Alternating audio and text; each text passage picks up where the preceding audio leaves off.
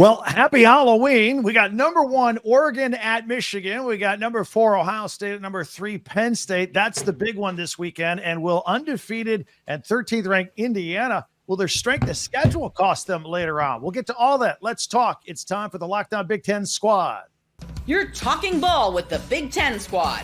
From USC to Ohio State, from Michigan to Oregon, from Nebraska to Washington, it's the local experts of the Locked On Podcast Network bringing you scoops, breakdowns, and the most comprehensive preview of the upcoming Big Ten weekend. No hurt feelings and thin skin allowed.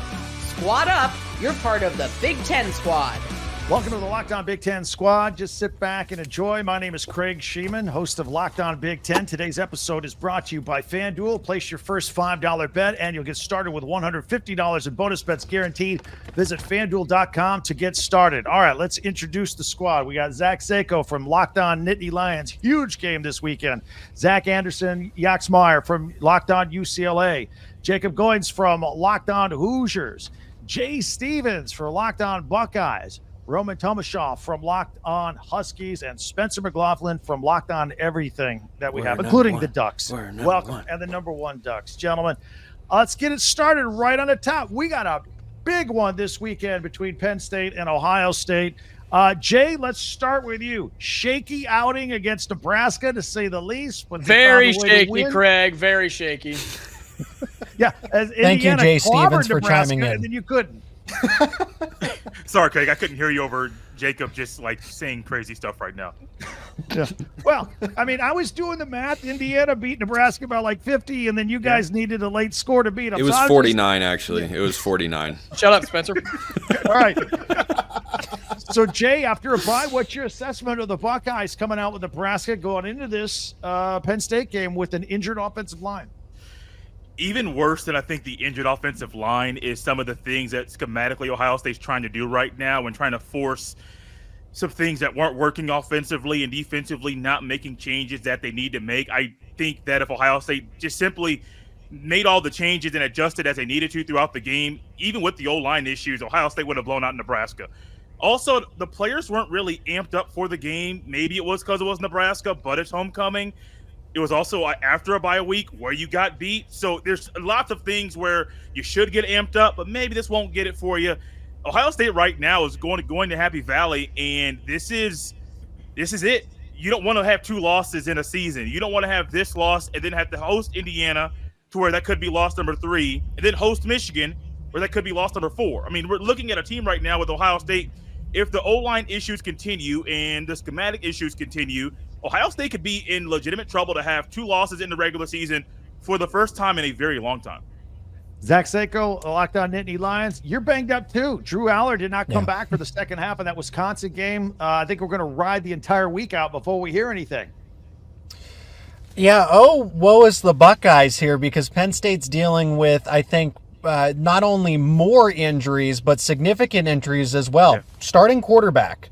The starting running back is playing, but he's not 100%, Nicholas Singleton. Denai Dennis Sutton left the game against Wisconsin, in addition to Drew Aller. And arguably one of Penn State's best players overall, offense or defense, KJ Winston, is probably out for the season. He'd be a huge difference maker in this game. So the injury bug bit Penn State over the progressively, but then really against Wisconsin. And that's the nature of college football. But Ohio State we're missing one offensive lineman, maybe another half of an offensive lineman. Penn State's down a quarterback. Hopefully the running back gets closer to 100%. Starting defensive end, starting hybrid linebacker safety, and starting right tackle potentially as well in Anthony Donko. So I don't know that Ohio State has as many injury concerns as the Nittany Lions do. All right, Jacob, I saw you counting on your fingers. Can you go that high? 5 is our limit. Yes, 5 is our limit. Actually, I think that's how many wins they normally get. You're correct. You're correct. I just want to chime in. Can we kind of like push that back one more week? Jacob and I were talking the other day after a game we won't mention at this point. Craig, please don't mention what happened this past Saturday. But Jacob, one thing that he very expertly told me is that Washington's going to win a road game. Let's have it be the whiteout. That'd be fantastic. Let's keep it that way. Yeah, that's down the road for sure. And just for those that may be kind of fringe fans that are checking us out, Indiana did beat Washington this past week. But let me with their backup quarterback, I might add. Jacob, jump in anytime. I mean, you said it all, man. Backup quarterback at home in front of the entire nation, and we did what we've done all season long. There's not much more to say. All right, now we do have to clear some business up here on the squad because I'm going to share a little behind the scenes here. Roman, Locked On Huskies, has accused Spencer, Locked On Oregon, of costing him subscribers on Locked On. Can we hash this out and finish this up here? What happened? I think that's at the purview of the subscribers who don't care to see a certain pillow that I have sitting to my right, but at the request of my friend, I'll keep it off the screen today. I do want to take a wildly unnecessary shot at the other Zach on today's show. Are you just counting down the days to basketball season? I mean, the story today was that we don't care about a scrimmage loss, so I guess. But, Oh. Well, Dang, it's that bad? It's that bad? That's bad, man. This is Penn State, Ohio State week, and we're talking about UCLA basketball scrimmages. Got it. Great job, Big Ten squad. that's right. Zach Seiko up there with the acoustics of NPR. Crispy, man. Crispy. we need a badge for everybody who's done a show in a car, so Yeah. let's Hey, go. yeah. It is great acoustics. Sounds good. Zach, Locked On UCLA. Yeah, the good news is you have Nebraska. We've all beaten Nebraska, so no problem. Yeah, it might have been a decade ago for us, but now we got to try and get the Jim Moore era and see if they can go beat Nebraska and Lincoln. UCLA's played better on the road, and hopefully a freshman quarterback makes some mistakes, but we'll see what a bye week does. UCLA wins before the bye, not necessarily after the bye. Do they play better on the road because they actually have fans in the stands? You know, that is probably a good point. The fans have been there. The students have been there a couple of times, but, you know, that's just – Couple of times. Does it get to like 15% capacity at the Rose Bowl, or is that with or without the tarps? Because I think it's more than Tarps look good. All right, Spencer, you are the number one team in the country. You do have Michigan. It's a great Jersey game. I think you mean to say Oregon's the number one team in the country. Talented though I am in EA College Football 25, I haven't assumed the number one ranking in the world yet, but we're getting there. We're getting there. All right, your Ducks are number one.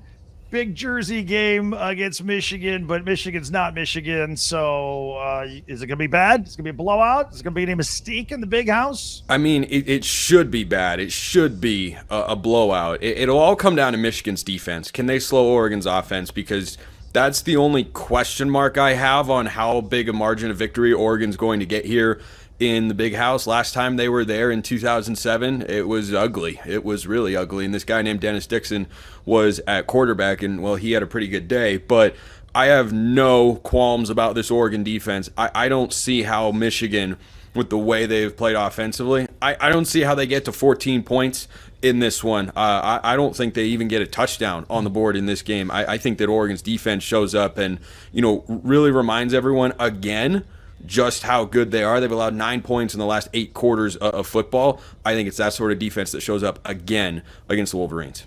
Not bad. Look, I was impressed with Oregon's offense, putting up 527 yards against an Illinois defense that I thought was better than average.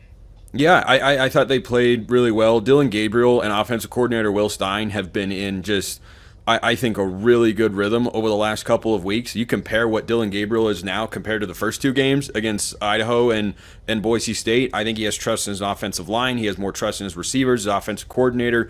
I think it's all just gelling at the right time. Honestly, a question I have for Oregon right now is, are they going to peak too early, or can they still have another gear to kick into when the postseason rolls around? All right, and Jay, I know you got to go pretty soon. You know, you mentioned a couple of scenarios with Ohio State. They were worst case scenarios, but I mean, if you lose to Penn State, if you lose to Indiana, I know the Michigan game is the Michigan game. At what point do we start talking about Ryan Day? There's a loss to Michigan. If he fails to win the national championship, those 2 things are when the conversation ramps up about if Ryan Day needs to go. I think there is a Ryan Day problem in Columbus. I am not saying that the problem that's currently here is going to be one that's going to get him out. Ohio State can still beat Michigan, and legitimately, if they take care of business like they should do the rest of the year, they should be in the running to win the national championship.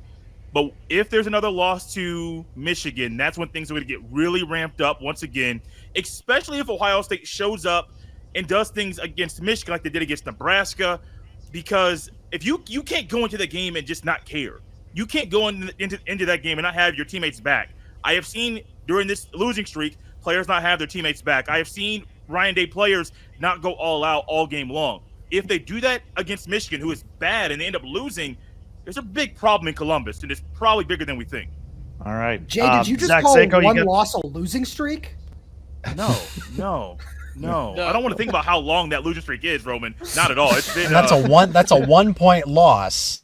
And this is also a $20 million roster too. If Ohio State loses 2 games, like we're talking, he's got to be fired on the spot if they lose to Penn State and Indiana. Come on the spot. 9-3 with a $20 million roster. Forget Michigan. You're out of the college football playoff with a $20 million roster.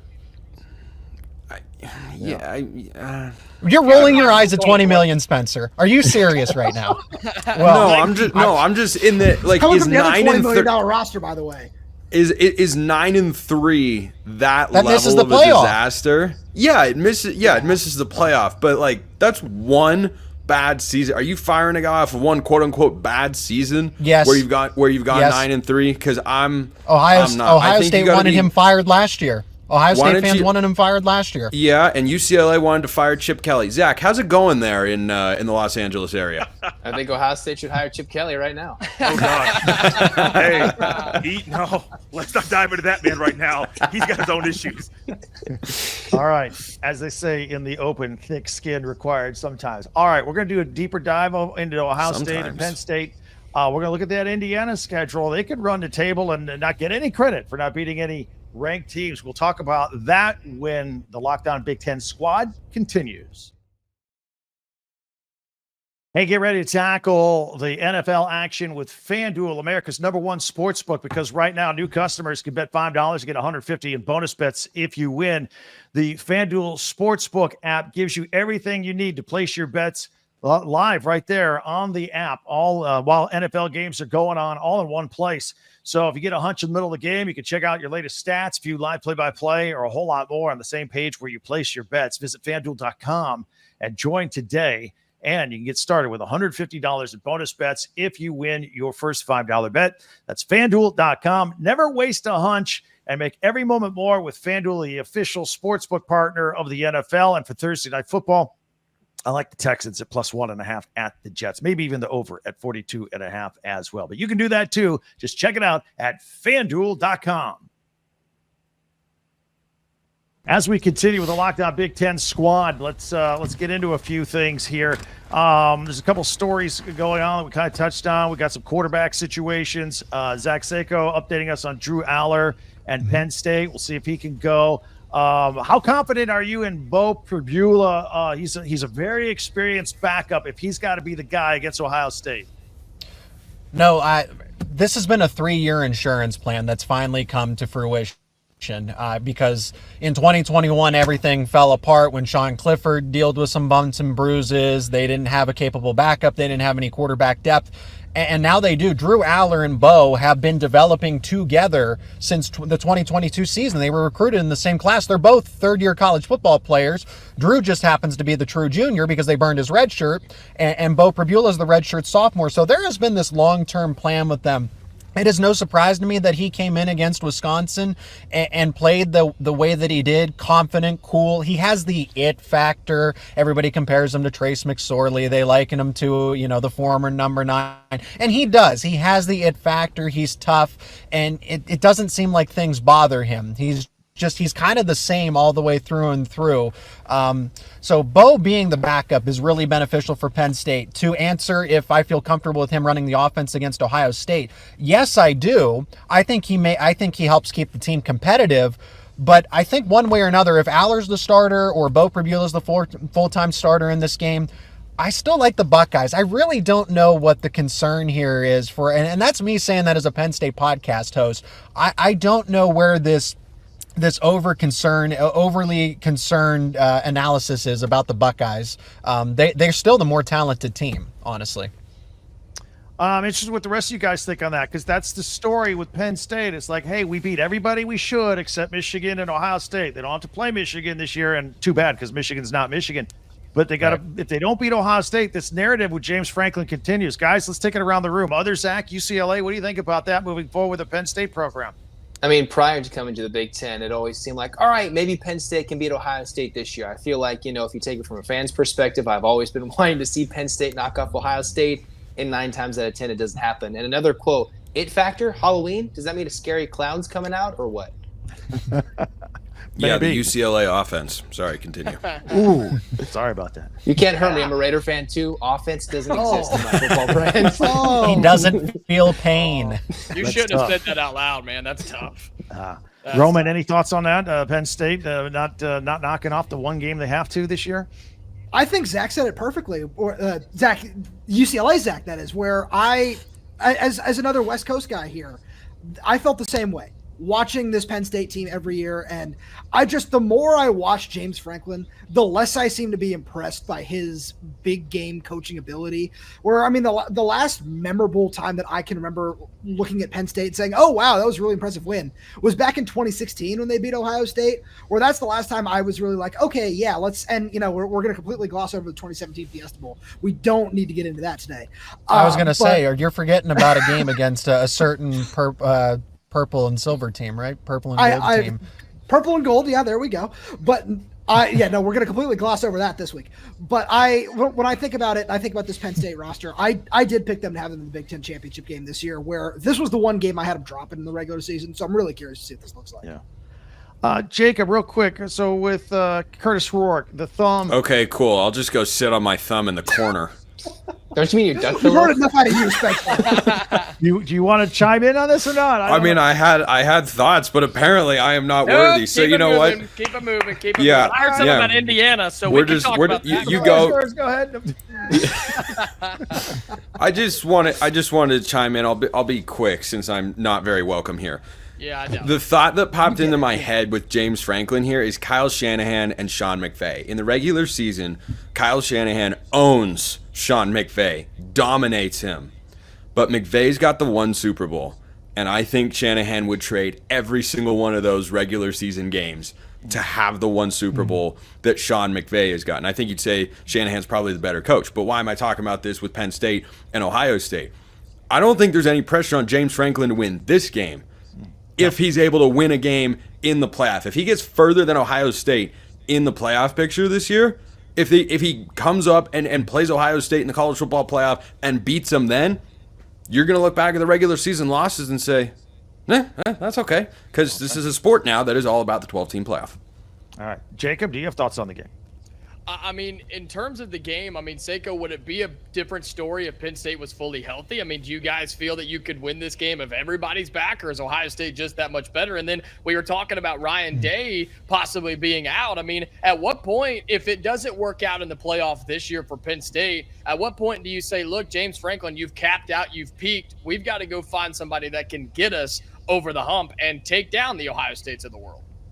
This is, to answer that directly, this is the first time they've been in that situation. They've never been to the college football playoffs, so this is a step in the right direction for Penn State. If they beat Ohio State, they can go realistically 12-0 and face Oregon in the Big Ten championship there. Sorry, Jacob. But Indiana's in the conversation, right? So it's a possibility. And it's a possibility that they could get one of those 4 bye spots. So forget about the home field advantage, that home game in the playoff too. So James Franklin's not on the hot seat if he loses to Ohio State. He's on the hot seat if they miss the college football playoff. And I don't think realistically that happens right now. Spencer, we've been talking about injuries in this other game. What's the latest with Jordan Birch and Terrence Ferguson with Oregon? I think they're back on the practice field this week, right? They've been practicing. Questionable is the designation. And amazingly, Oregon's been without these 2 guys that have not just been starters this year, but have been impact players and are going to be players in the NFL after this season. And yet Oregon has had no discernible drop-off, winning the last 2 games 73-9 against their 2 Big Ten opponents. So, certainly you'd like to have, I think Jordan Birch is probably a little bit more important with the way Michigan runs the football. He is a stout run defender there in the middle of that Oregon defensive line, but It's incredible that a guy who you could say is Oregon's best and most productive player in that front four has just not led to him being out. It just hasn't led to a discernible drop-off in production start to finish in these football games. I mean, they beat Ohio State and they were able to sack Will Howard. They were able to take away the run game. They've just done a really good job. So, yeah, I'd like to see T. Ferg and Jordan Birch get back, but if they're not back, it doesn't change my outlook for Oregon that much against Michigan. Jacobs, Curtis Rourke definitely playing against Michigan State this weekend with the thumb? It's not a definite thing. They're taking it a day at a time. I mean, I think a lot of fans are in the boat of if he's healthy, sure, obviously you want him to play. But if there's any question, since Michigan State's not what they have been in the past, maybe start Taven Jackson. If it goes well in the first half, roll with him. If it's like, oh no, we're in serious trouble, then you may have to call on Curtis Rourke and say, look, man, you got to come in a little bit earlier. We're going to find out. I think it really will be a game time decision on Saturday. Does Indiana need him? I don't personally think so. And so if that's the case, if he's not 100% with the thumb, if he can't, get grip on the football, whatever the case may be, if he's not 100%, my personal opinion, play Taven Jackson, have Curtis Rourke in your back pocket, and see where you go from there. And that's kind of where we stand right now. All right. There was some other quarterback news this week in the Big Ten. Brandon Sullivan is going to be the starter for Iowa. Cade McNamara is not even on the depth chart. And Michigan's Jack Tuttle decided to retire this week due to health reasons. He was one of the 3 starters that Michigan was throwing in there. He had a concussion, and he's had problems with his arm. All right, when we come back, I want to ask, what happens if Penn State and Oregon and Indiana are all undefeated? Who's going to the Big Ten championship game? We'll take a look at that next as the squad continues from Locked On Big Ten. 5 Hour Energy. Our friends over at 5 Hour Energy, they know that being a passionate football fan isn't just a hobby. It's a way of life, and it takes a lot of energy to power through all the days, all day long tailgates, the touchdown celebrations, or maybe an agonizing second overtime, which is why they've created Stand the Fan 5 Hour Energy Shot with a special flavor called Fan Fuel, the energy shot made just for super fans like all of us. The fans who are first in the parking lot and the last to leave, we see you. That's right. So check it out you get 5 Hour Energy with a brand new logo for you there. Stand the Fan 5 Hour Energy. So no matter what team you root for, being a fan requires heart, soul, and a whole lot of energy. Whether you're prepping for the big tailgate or ironing your jersey, your game day to-do list is always a mile long. That's why the limited edition Stand the Fan 5 Hour Energy Shot is here to help keep you fueled throughout the season. What's your fan fuel this week? Whatever it is that you do it with 5 Hour Energy, available on 5hourenergy.com, shipped nationwide. All right, back for a final segment here on Locked On Big Ten, the squad going into first games in November. All right, I poised this possibility if Penn State beats Ohio State this weekend and continues to have an undefeated record. If Indiana continues to win and even beats Ohio State, that's the one they got to get because they have no ranked wins on their schedule. And of course, Oregon can run the table as well. We could have multiple three undefeated teams going in, and who knows? Maybe somebody loses a game, and Ohio State is still part of the picture as well. Guys, let's go around. How do you see it coming out? Is your Big Ten championship in your mind? Your prediction, is it the same now as it was at the beginning of the season? Zach Seiko, start with you. I went with Oregon and Ohio State. I'm the Penn State podcast host, and I'm picking Ohio State. And it's funny because Jay over at Locked On Buckeyes is concerned about his team and think that Penn State wins this game. Interestingly enough, and he's not here to, back me up on that, but when we did the crossover episode. So I still think Oregon and Ohio State are on that crash course. I mean, that was a 1-point game. I'm not really selling out on Ohio State here. I think the early spread is 13, 14 points for Ohio State and Indiana. That sounds about right to me. I think Indiana's a really good football team. I don't even know that they're punching above their weight class. I think they were underrated in the season.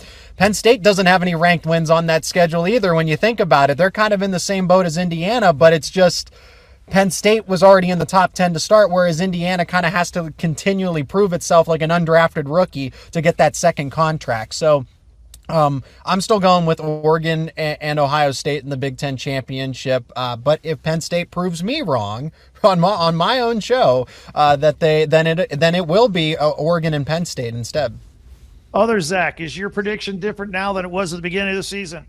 Yeah, because Indiana looks like a legit football team. I mean, I think I want the chaos. I want the 3 ties, Yes. right? I think you're saying, Craig, off the air, a prospect so scary that we scared Spencer off, right? 3 unbeatens, Oregon gets left out. That would be the dream of the Big Ten squad, and we would hope Spencer would come back that show. But, Oregon's clearly really good until Penn State proves otherwise. As much Nittany Lion fans look at me when I say this, I want you to win this game, right? That's not the expert opinion. That's just to see something different. That's just to see something different. But I think Ohio State probably has enough, a little bit healthier, and they'll probably get it done against most likely Indiana and Penn State. But I would like to see something different. So it still seems like it's Oregon, Ohio State. We could probably see that matchup 3 times this year if they meet in the Big Ten championship and in the playoff. That's not something I want to see, but it might happen if things play out according to who's the favorite.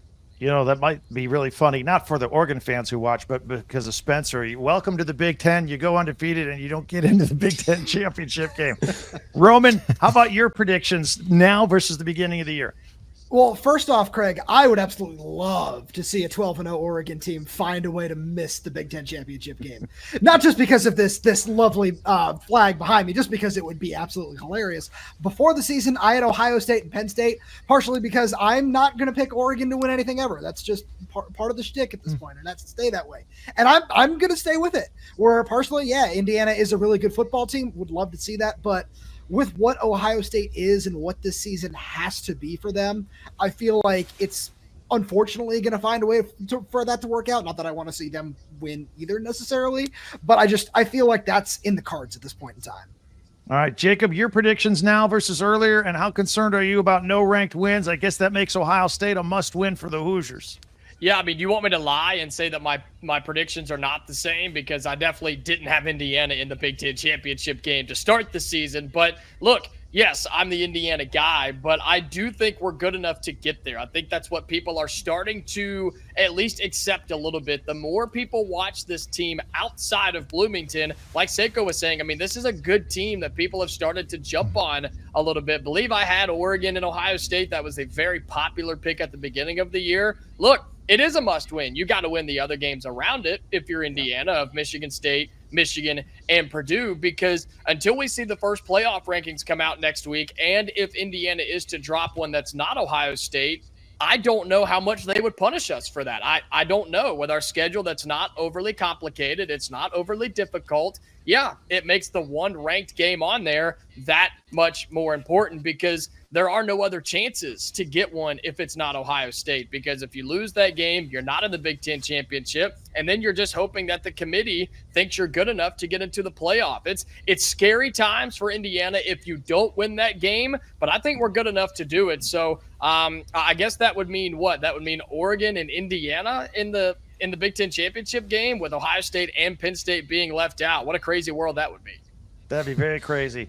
Happy Halloween, guys. You guys do a great job. To all of our listeners and viewers, follow and subscribe all these guys. They do a great job covering your teams every single day, and subscribe then. And we cover your favorite team every day right here throughout the season. And I've got you covered with the whole conference on Locked On Big Ten, part of the Locked On Podcast Network, your team every day. I'm Craig Shemon. We'll talk to you next time.